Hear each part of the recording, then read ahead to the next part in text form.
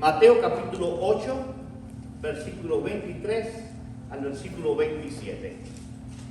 Si no tiene la Biblia, puede mirar la pantalla. Dice la palabra del Señor.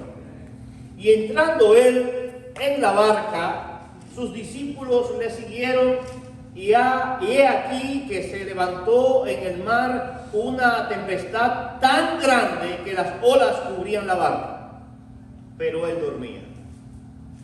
Y vinieron sus discípulos y les despertaron, diciendo: Señor, sálvanos, que perecemos. Él les dijo: ¿por qué teméis, hombres de poca fe? Entonces, levantándose, reprendió a los vientos y al mar, y se hizo grande bonanza. Y los hombres se maravillaron, diciendo: ¿qué hombre es este, que aun los vientos y el mar le obedecen? Jesús, nuestro paradigma de paciencia. Vamos a orar. Señor, te damos gracias en esta linda mañana, porque nos recuerda que tú eres un Dios bondadoso, que tú eres un Dios amoroso, que tu misericordia se renueva en nuestras vidas cada mañana, que estar en tu casa, Señor amado, es el resultado de un Dios que nos ha guiado y nos ha traído hasta aquí. Gracias por tu palabra que acabamos de leer en este instante. Ruego que la unción de tu Espíritu Santo tome totalmente mi alma, mi cuerpo, mi espíritu, y yo solo sea un canal en el cual tú fluyas, Padre, y nos edifiques con esa palabra bendita y gloriosa. En el nombre de Jesús te lo pedimos. Amén. Amados hermanos, si hay algo que es importante en la vida de un hijo de Dios, es cultivar el fruto del Espíritu Santo. Y el fruto del Espíritu Santo, el apóstol Pablo lo narra en Gálatas capítulo 5 de una manera poderosa. Y dice que el fruto del Espíritu Santo es amor, gozo, paz, paciencia, benignidad, bondad, fe, mansedumbre y templanza. Dice el apóstol Pablo: contra tales cosas no hay ley. La cuarta cosa que hace el fruto del Espíritu Santo es la paciencia. Y la paciencia, amados hermanos, es el resultado de una relación que tú tienes con el Espíritu de Dios, con el Espíritu Santo de Dios. Él lo puede poner en ti para ayudarte a soportar todo aquello que viene a tu vida que te va a causar presión. En otros momentos yo les he comentado cuál es el hueso en el cuerpo humano que más tiene paciencia para con nosotros. Ese hueso yo le llamo, es el hueso llamado tibia. Este hueso que está aquí abajo, miren. Y ese hueso que cuando usted se da con jugando fútbol, alguien le da en él, y duele mucho, ¿no es verdad? Y es un hueso que se quiebra hacia el lado con facilidad. Sin embargo, la tibia, cuando está en esta posición hacia arriba, puede soportar aún el peso de un carro, porque aguanta mucha presión. Este hueso aguanta mucha presión.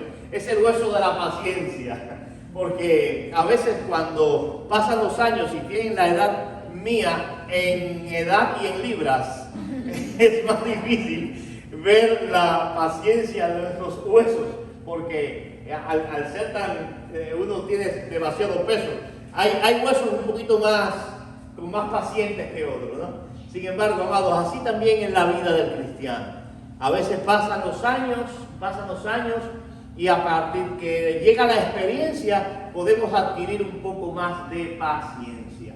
Ahora, hemos dicho y hemos hablado de que Jesús es ejemplo de paciencia, aún con sus discípulos.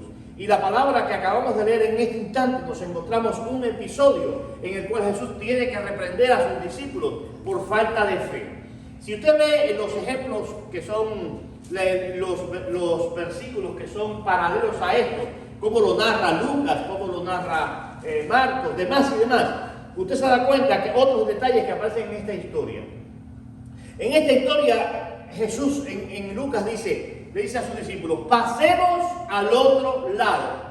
Y cuando él dice pasemos al otro lado, le está recordando de que él ha dado una promesa de que van a llegar a otro lugar. Sin embargo, en ese proceso de llegar hacia el otro lugar, Jesús se duerme en el barco, en aquella embarcación, en aquella barca, rendido. Y ahora Mateo nos dice que llega una tempestad no pequeña.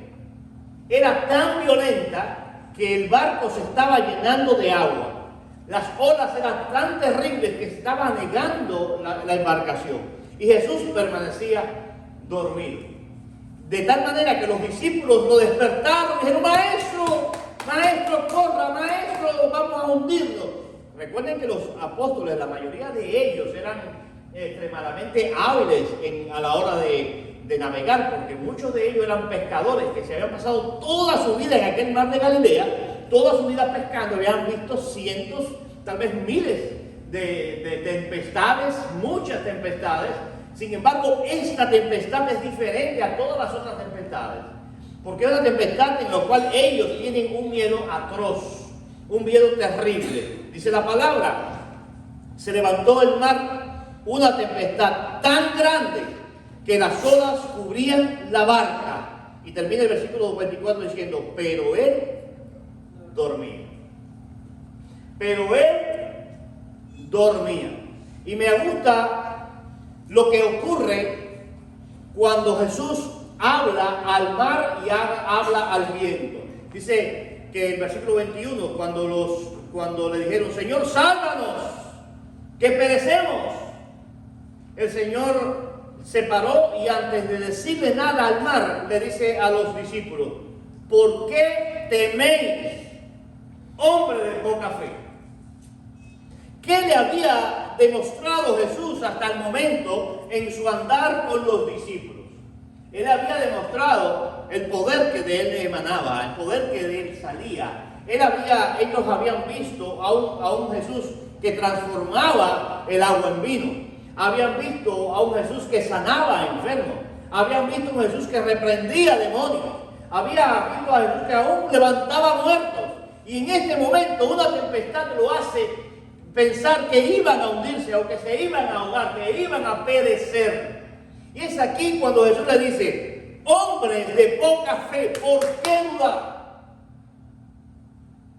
Amados hermanos, si miramos atrás, ahorita hace un ratito cuando cantábamos la bondad de Dios, y miramos atrás y vemos el proceso en el cual Dios ha tenido con nuestras vidas, tal vez podemos señalar episodios en nuestras vidas en las cuales hemos visto la bondad de Dios de una manera poderosa, que si no hubiese sido Dios trabajando en tu vida, tú tal vez no hubieses salido de ahí.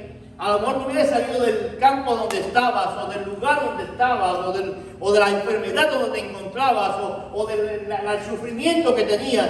Y solamente Dios era el único que pudo haber trabajado contigo en ese instante de tu vida. Por esa razón, tú tienes que recordar que el Dios que te ayudó ayer es el mismo que trabaja contigo hoy. Por eso Jesús le dice a los discípulos: ¿por qué dudaron, hombres de poca fe? Si yo estoy en la barca. Señor, sí, pero estabas dormido. Señor, tú no te dabas cuenta. No, hermano, aunque parezca que estás dormido, nuestro Señor es un Dios que siempre está en control. ¿Cuántos dicen amén? Amén. Él siempre está en control de tu vida y está en control de mi vida. Por esa razón Él les refirió a los discípulos y dijo: ¿por qué dudaron, hombres de poca fe? Cuando vamos a Hebreos capítulo 11, versículo 1, ahí hay un concepto especial de lo que es la fe. Dice la palabra del Señor: es pues la fe, ¿qué cosa? La certeza ¿de qué? De lo que se espera. ¿Qué más? La convicción de lo que no se ve. Esa es la fe. Amados hermanos, y ellos vieron a Jesús que estaba dormido. Y a veces nos pasa a nosotros igual. A veces pensamos que Jesús está dormido, a veces pensamos que Jesús no está en control, a veces pensamos que Él nos ha dejado solo, a veces pensamos que las olas nos van a atacar, nos van a ahogar, nos van a destruir, nos van a hacer naufragar. A veces los problemas son tan grandes que pensamos que Dios se ha olvidado de nosotros y clamamos: Señor, sálvanos. Y es ahí donde el Señor le dice: hey, ¿qué pasa? ¿Qué sucede? ¿Por qué no tenéis fe? ¿Por qué no esperas en mí? Yo estoy en la barca. Como dice el pasaje que anteriormente les dije, como lo dice Lucas, pasemos al otro lado. El Señor te ha dado una palabra, y cuando Dios te da una palabra, Dios va a cumplir su palabra. Y si el Señor está en la barca, aunque parezca que está dormido, como decía hace un ratico, Él está en control de la barca. Él está en la barca. Por eso Jesús tuvo paciencia con sus discípulos. Y esta paciencia, amados hermanos, es vital en uno de ellos. Hace un ratico ahí, cuando estábamos en el estado dominical, hablábamos del apóstol Pedro.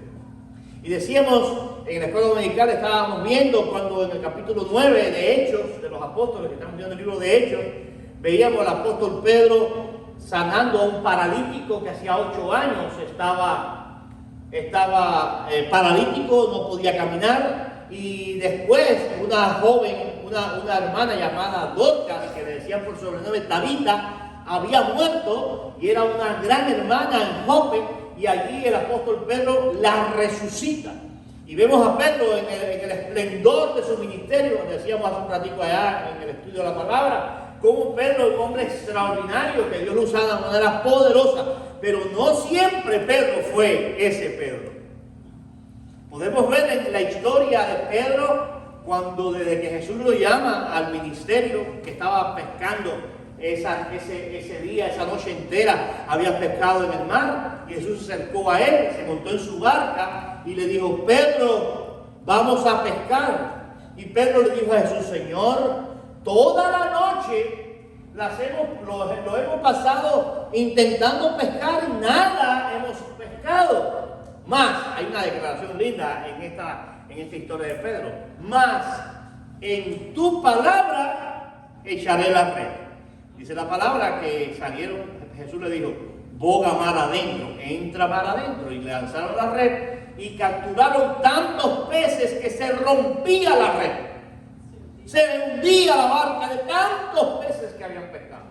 Ahí encontramos la primera vez que se encuentra Jesús con Pedro, y Pedro se atemoriza y se da cuenta que lo que está pasando allí, un experto pescador, se da cuenta que lo que estaba pasando en su barca no era cualquier cosa. Se da cuenta que el que estaba montado en su barca era alguien superior a lo que él había visto en todos los tiempos. Se había dado cuenta que los peces que estaba pescando no era casualidad. Ahí estaba ocurriendo algo. Aquí, que se montó en mi barca y me han dado la autorización de lanzar una red, que yo sé que de día no se pesca, esto es una locura, pero él lo dijo y yo lo lancé. Dice Pedro, y cuando ve aquello, la cantidad de peces, dice: esto es un milagro.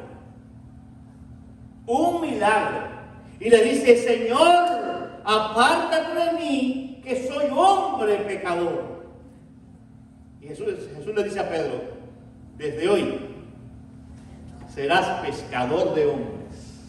Ahí fue el llamado que Dios le hizo a Pedro. Ahí vemos a Pedro.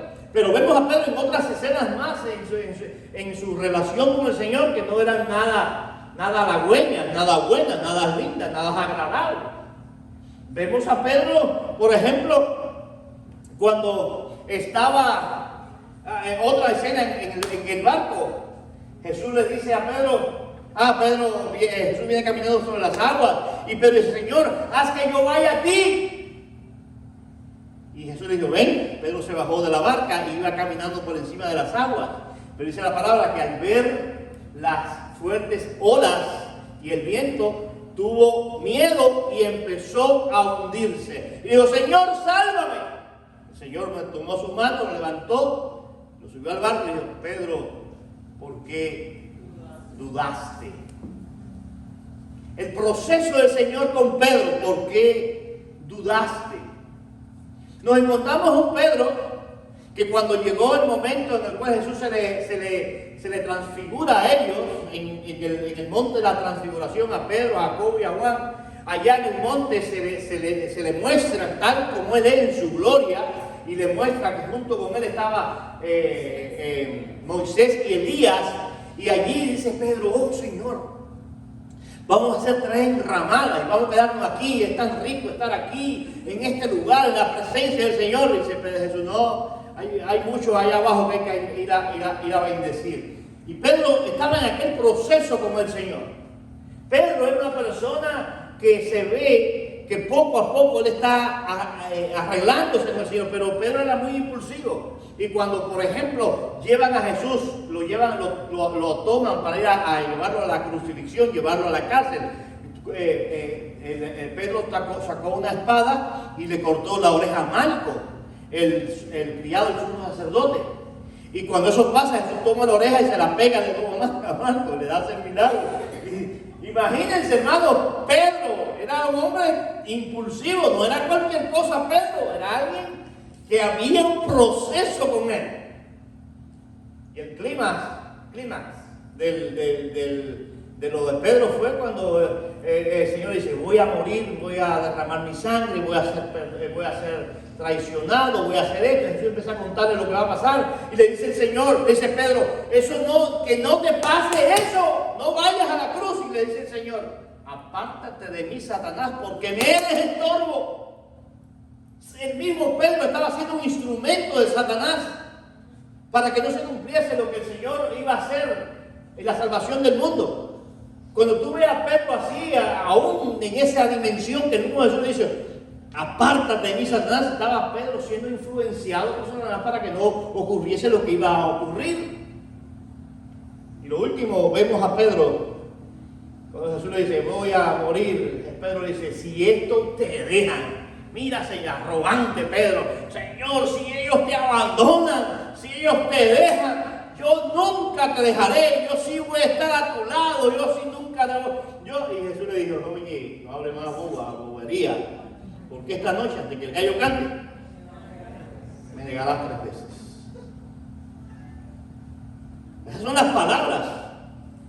Y Pedro, porque a veces nosotros también, hermanos, podemos como Pedro, ¿no?, de arrogante, y pensar que somos más que nadie, pensamos que somos fuertes, y pensamos que, por eso el apóstol Pablo decía: el que crea estar firme, mira que no caiga. Y el Señor le dice: Pedro, hoy te vas a negar. Y después que Pedro niega a Jesús, miró a Jesús y la mirada de Jesús estaba sobre él. Pedro se fue y lloró, dice la palabra, amargamente. ¿Hasta dónde llegó el lloro, el resentimiento, el dolor de Pedro? Cuando se acordó lo que Jesús le dijo: antes que el gallo cante, me negarás. Pero en el Juan capítulo 21, versículo 15 al versículo 19. Quiero que vayamos un momentico. Juan 21, del 15 al 19. Nos encontramos a un Jesús que ha sido paciente con Pedro. Ahora viene a restaurarlo después que él había cometido tantos pecados. Se había apartado, se había olvidado, había negado al Señor. Ahora el Señor se revela a Pedro, habla con Pedro. En el capítulo 21 ya Jesús ha resucitado, ya Jesús se ha encontrado con él y le dice de la siguiente manera. Juan 21, 15 en adelante. Cuando hubieron comido, Jesús dijo a Simón Pedro: Simón, hijo de Jonás, ¿me amas más que estos? ¿Ustedes recuerdan lo que le dijo Pedro a Jesús antes de ir a la cruz? Si estos te dejan, yo nunca te dejaré. Si estos te abandonan, tú puedes confiar en mí. Tú puedes estar claro que yo no lo voy a hacer.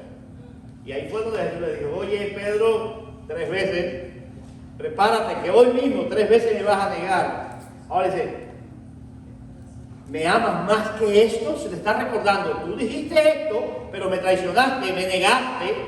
¿Me amas más que esto? Le respondió Pedro. Dese cuenta cómo Pedro le habla. Todavía Pedro, a pesar de todo, le habla de una forma rápida, porque Pedro es una persona muy impulsiva. Dice: sí, Señor, tú sabes que te amo. Él le dijo: apacienta mis corderos. Volvió, versículo 16. Volvió a decirle la segunda vez: Simón, hijo de Jonás, ¿me amas? Pedro le respondió: sí, Señor, tú sabes que te amo. Le dijo: pastorea mis ovejas. Le dijo la tercera vez: Simón, hijo de Jonás, ¿me amas? Y ahí Pedro cae, es como volvió en sí. Ahí Pedro entendió lo que el Señor le estaba diciendo. 3 veces pacientemente el Señor le hizo la misma pregunta. Ahora dice: Señor, Pedro, hijo de Jonás, ¿me amas? Y le respondió, y le respondió: tú lo sabes todo. Tú sabes que te amo. Jesús le dijo: apacienta mis ovejas. Pero el versículo 17 dice que Pedro se entristeció cuando escuchó: ¿me amas? ¿Por qué usted cree que Pedro se entristeció? Porque Jesús le refrescó lo que verdaderamente había en él. 3 veces, ¿cuántas veces Pedro negó a Jesús? 3 veces. ¿Cuántas veces Jesús le estuvo arreglando sus negaciones? 3 veces. ¿Me amas? ¿Me amas? ¿Me amas? Y él se recordó, le revolvió el alma, el espíritu, y le dijo: ¿cómo? Tú lo sabes todo. Tú sabes que te amo. Pacientemente, paciencia tuvo el Señor con Pedro. Por eso ahora, cuando vimos en el estudio bíblico a Pedro trabajando en el libro de Hechos, nos encontramos a Pedro no este Pedro que había llegado a Jesús, nos encontramos a un discípulo, a un apóstol que cuando caminaba su sombra sanaba a los enfermos.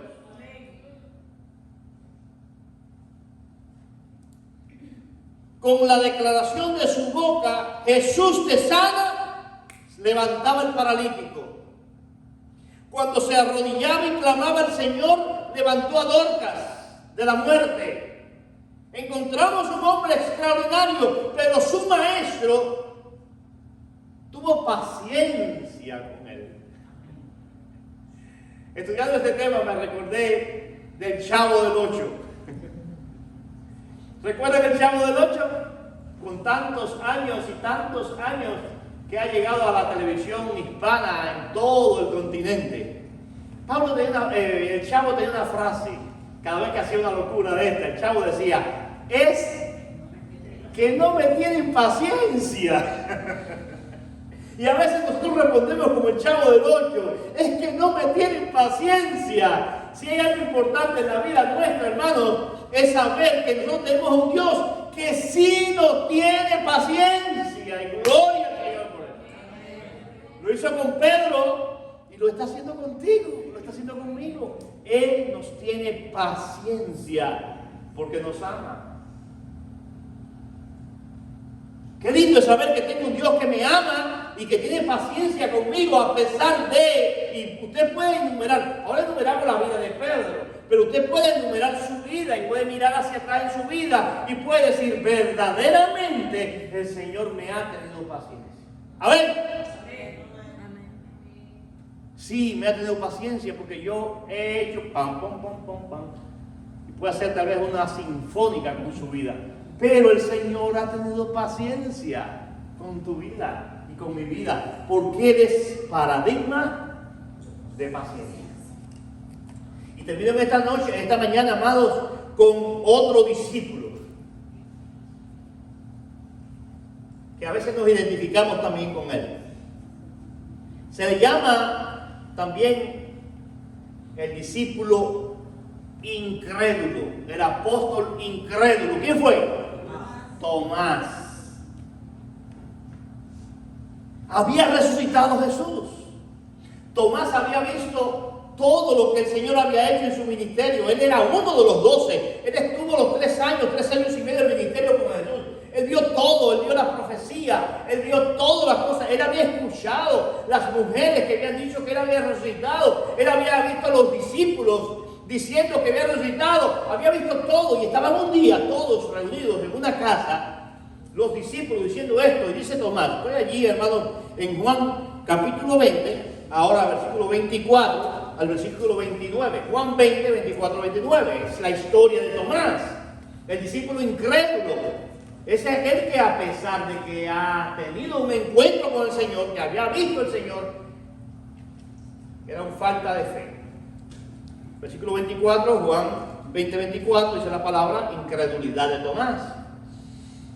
Pero Tomás, uno de los 12, llamado Dídimo, no estaba con ellos cuando Jesús vino, porque Jesús se había aparecido a sus discípulos, se había aparecido a ellos, ¿no? Y cuando a aquellos primeros 10 se había aparecido, pero no estaba Tomás. Ahora le dijeron pues los otros discípulos, al Señor hemos visto. Hermanos, sus discípulos lo estaban diciendo, sus compañeros de milicia, sus compañeros de batalla. Oye, vimos al Señor. Y él les dijo, vean conmigo, por favor, vean conmigo porque esto está interesante. Dice así: si no viere en sus manos la señal de los clavos, y metiere mi dedo en el lugar de los clavos, y metiere mi mano en su costado, no creeré. ¿Hasta dónde llegó Tomás? ¿Hasta dónde llegó Tomás? ¿Hasta dónde fue golpeado Tomás por la incredulidad? ¿Hasta dónde estaba ciego Tomás, sordo Tomás, que no creía a sus discípulos, a sus amigos, a sus compañeros? No lo creía y dijo, mira, si yo no meto mi dedo en la herida de Jesús, en el costado donde la lanza lo traspasó, yo no voy a creerlo. Eso es mentira, decía Tomás. No lo creo. 8 días después, estaba otra vez sus discípulos dentro, y con ellos Tomás. Ahora sí está Tomás, están los 11, ya no 12, 11. ¿Por qué? Porque ya Judas había muerto, quedaban los 11. Llegó Jesús, estando las puertas, ¿cómo están las puertas? Cerradas, y se puso en medio y le dijo, paz a vosotros. Tuvo paciencia con aquello, pero ahora viene directamente a Tomás y le dijo a Tomás, pon aquí tu dedo, mira mis manos y acerca tu mano y métela en mi costado y no seas incrédulo, sino creyente. Qué reprensión le dijo el Señor a Tomás. Tomás, no sea incrédulo. Ven, mete tu mano, ven aquí en mi costado. Date cuenta quién yo soy, Tomás. No seas más incrédulo. No sigas con esa tercadez. Ten fe, Tomás. Ten fe. Entonces Tomás respondió y dijo, Señor mío y Dios mío. Él no tuvo necesidad de meter su dedo, porque el Señor lo descubrió. Él estaba diciendo, y él cree, porque a veces nosotros hablamos y pensamos que Dios no nos está escuchando, y le decimos a la gente, no, porque si Dios no lo hace, yo no creo en ese Dios. No. Mi hermano, el Señor está escuchando todo, y de toda palabra ociosa que hablase el hombre tendrá que dar cuenta a Dios en el juicio. Y ahora le dice, ven Tomás, no seas incrédulo, ven, mete tu mano. Tú has visto tantas cosas y ahora sigue con tu incredulidad. Tuvo que tener paciencia. Entonces Tomás respondió, Señor mío y Dios mío. Ahora Jesús le dice lo siguiente, porque me has visto, Tomás, creíste. Bienaventurados los que no vieron y creyeron. Ahí estamos tú y yo. Amén. Tú y yo somos bienaventurados, 3 veces feliz. ¿Por qué? Porque creemos por fe, no por vista. Tomás quería ver por vista, quería tocar, quería palpar, quería usar los órganos de los sentidos para poder creer. Quiero decirte, amado hermano, que este camino es un camino de fe, no es un camino de palpar, no es un camino de órgano de sentido, es un camino de fe, y la fe fe es el elemento esencial para tú ver la gloria de Dios en tu vida. Y la gloria de Dios en tu familia, y la gloria de Dios en tu casa, y la gloria de Dios en el país donde Dios te ha traído. Es fe, cree por fe, no seas incrédulo. El Señor tuvo paciencia con Tomás y se le reveló a Tomás.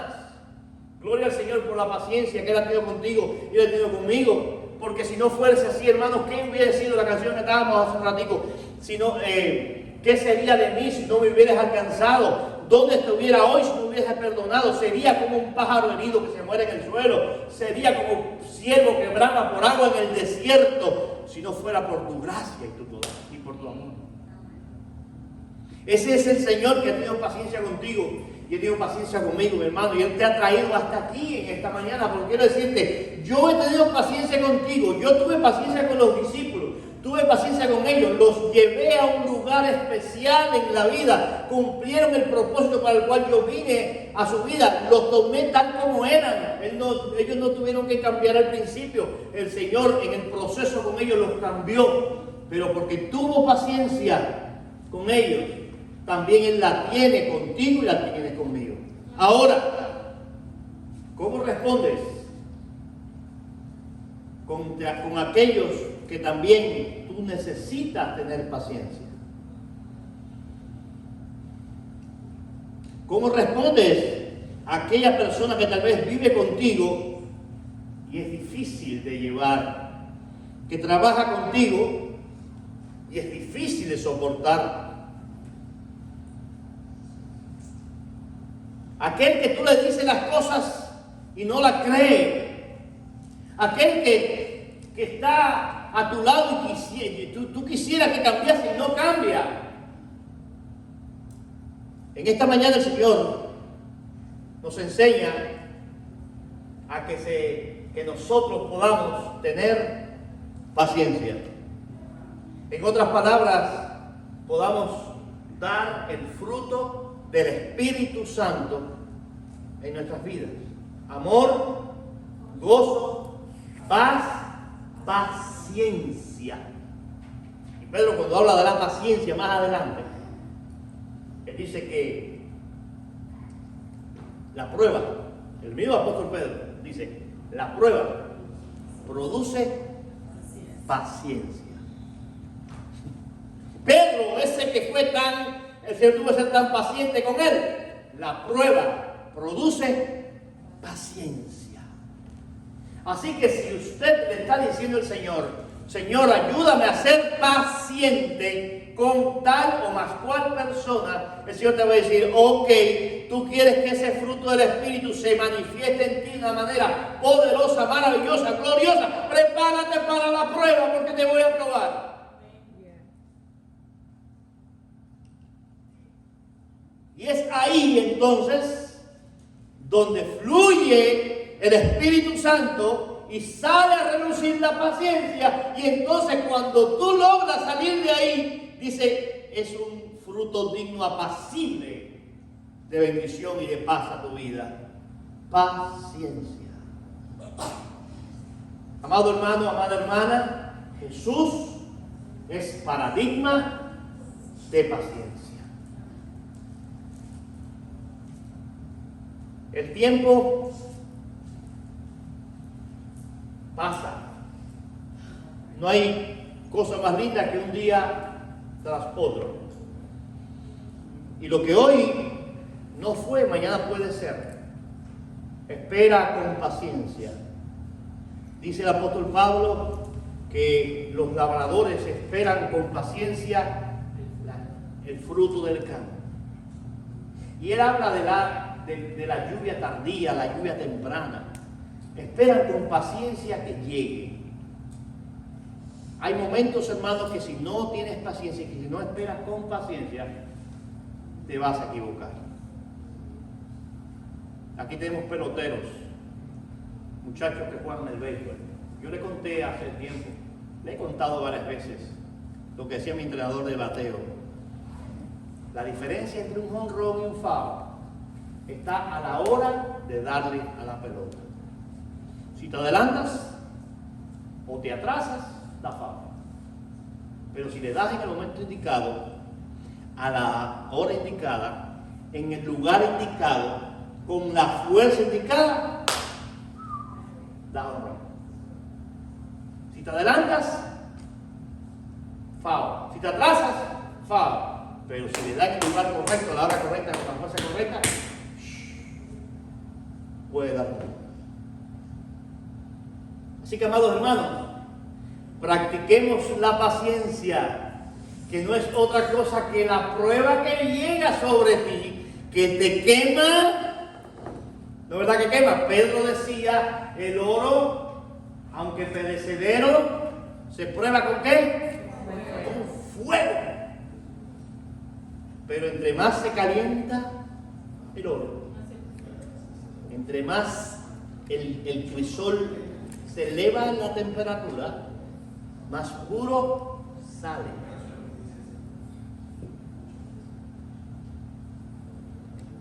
Más puro sale. Espero el Señor que te ayude a entender que la paciencia es necesaria para alcanzar la promesa. Que el Señor te ayude, mi hermano. Estamos en un camino difícil. Estamos a veces en mares embravecidos que van a atacar tu barca, querer hundirte. Estamos a veces que hemos perdido esperanza, como el mismo Tomás no creía que Jesús pudiese haber resucitado. Como Pedro, que por su impulso pensó que nunca iba a fallarle, falló. Todo esto nos enseña que somos vulnerables. Pero hoy el Espíritu Santo nos habla. Hijo mío, el Maestro tuvo paciencia. Prepárate para que puedas soportar y alcanzar la promesa. Pasemos al otro lado. El Señor tiene algo lindo. Espéralo con paciencia y llegará. Dios nunca llega tarde. Tampoco llega temprano. Él llega a tiempo. En el momento exacto. A la hora exacta. Como lo verdaderamente lo necesitas. Ahí es que llega. Ahí es que llega el fruto. Ahí es que llega la bendición. Estás atravesando por momentos de impaciencia. Tal vez estés inmiscuido en este momento en un problema serio. Tal vez tengas a alguien muy dañino cerca de ti. Tal vez estés pasando por momentos muy difíciles. Pero quiero decirte, el Señor hoy te dice, hijo, un día a la vez. Un día a la vez vas a poder vencer. Quiero orar por ti. Quiero pedir al Señor por tu vida. Quiero pedir al Señor por tu corazón, que te dé fuerza en este momento. Te ayude a soportar, a esperar la promesa de Dios.